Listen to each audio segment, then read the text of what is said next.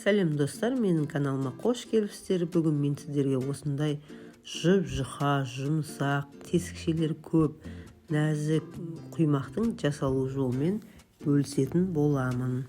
Бұл құймақтың ерекшелігі, бұған сүт және қайнаған су қосылады. Алдымен 3 жұмыртқамызды жарып аламыз. Содан соң оған жарты шай қасық тұз саламыз. Содан соң 2 ас қасық қант саламыз және де барлығын араластырамыз.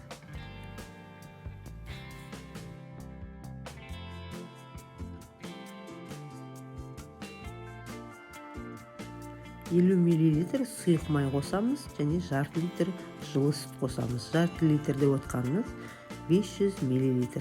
Содан соң жақсылап араластырып аламыз.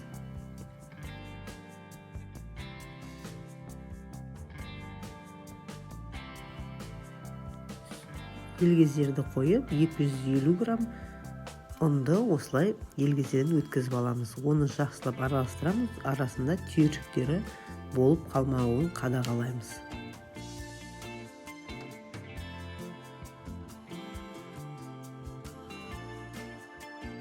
Қамыр дайын болды. Енді біз оған жарты шай қасық ас содасын саламыз және де қайнап тұрған суымызды құямыз. Қайнап тұрған суымыз 350 мл болу керек және де оны бөліп құйып, осылай тоқтаусыз араластырып тұрамыз. Сонымен біздің қамырымыз дайын болды. Егер де сәл сұйықтау болып қалса, 1-2 ас қасық ұнды қосып жіберуге болады. Табаны қыздырып, майлап, жылдам пісіріп аламыз.